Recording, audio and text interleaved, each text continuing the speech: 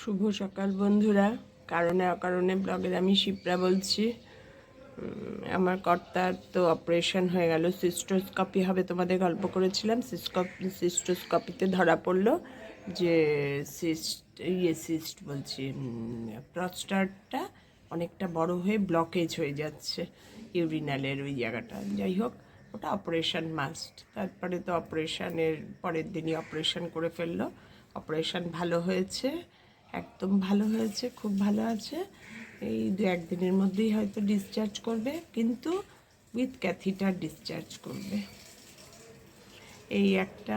আমার তো morning walk টক সব বন্ধ এখন। এই সব সেরে তাড়াতাড়ি 10:30 পৌনে 11টার মধ্যে গিয়ে নার্সিংহোমে ঢুকছি। সারাদিন ওখানেই আছি আমি। এই তোমাদের সঙ্গে সকালটা শুরু করলাম। তোমরা সবাই কেমন আছো গো? হঠাৎ করে কার যে কখন কি হয় বলো তো। যাই হোক, এখন ভালো আছে, বাড়িতে নিয়ে আসলে শান্তি। তোমাদের তাই জানিয়ে দিলাম, তোমাদের আপডেট দিলাম একটু।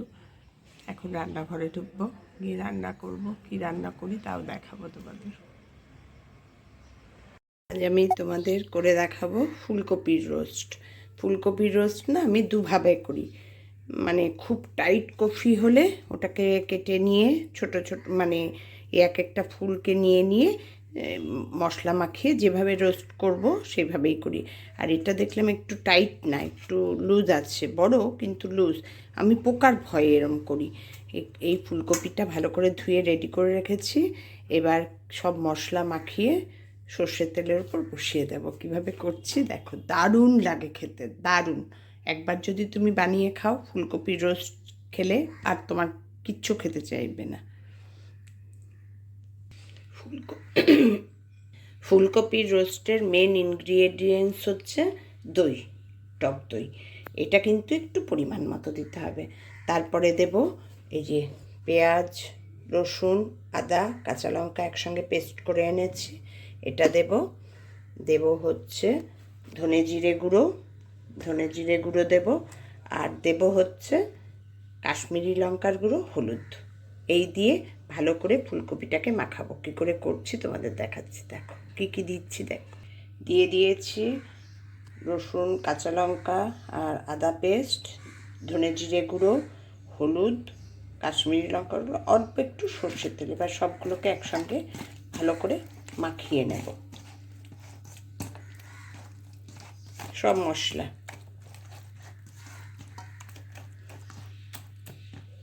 মাখিয়ে এবার ফুলকপিটাকে এই মশলার মধ্যে বসিয়ে ভালো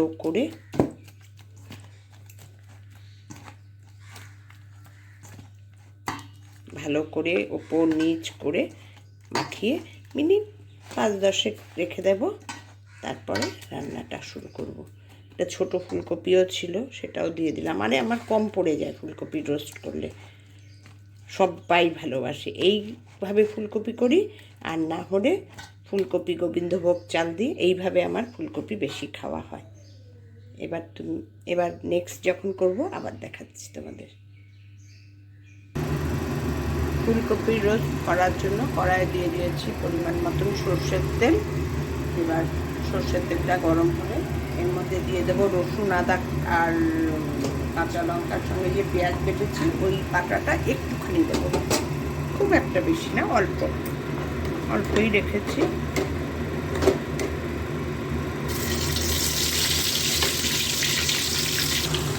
ওটা একটু ভাজা ভাজা হবে।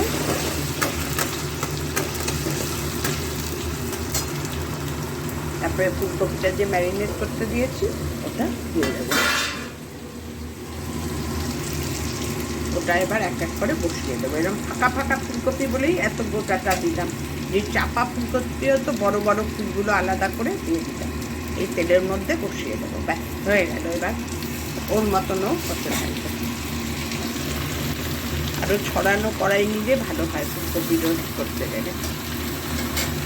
এবার এই মশলাটা পুরো কাটিয়ে দিয়ে দেবো ফুলকপির ওপর।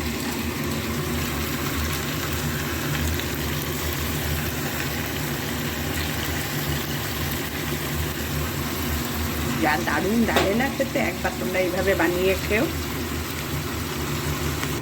এবার সব কাচিয়ে পরিষ্কার করে দিয়ে দিয়েছি।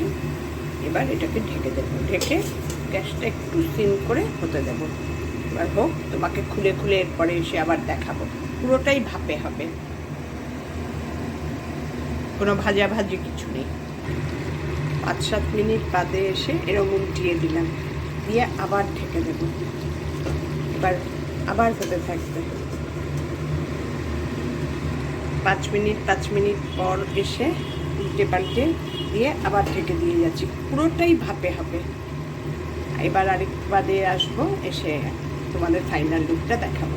ঝোল একদম মাখো মাখো হবে, এক একটা ফুল কেটে কেটে দেবো আর খাওয়া। এই হলো ফুলকপির রোস্ট। আমার ফুলকপির রোস্ট কমপ্লিট। দেখো কি সুন্দর হয়েছে। আমি কেটে কেটে এই যে বাটছি এখন, এইভাবে কেটে কেটে বাটতে হবে। এই যে গোটাটাই থাকবে পুরো, এটাকে এমভাবে তুমি চামচ দিয়ে হোক কিছু দিয়ে হোক এমভাবে কেটে কেটে বেড়ে নেবে। আমি এখন সব রেডি করছি। এই কেটে কেটে তোমরা যেভাবে ইচ্ছা ঝোল নেবে, ফুলটা কেটে হলে ফুলটা কেটে নেবে। দারুণ লাগে খেতে, একবার তোমরা এইভাবে বানিয়ে খেও ফুলকপির রোস্ট।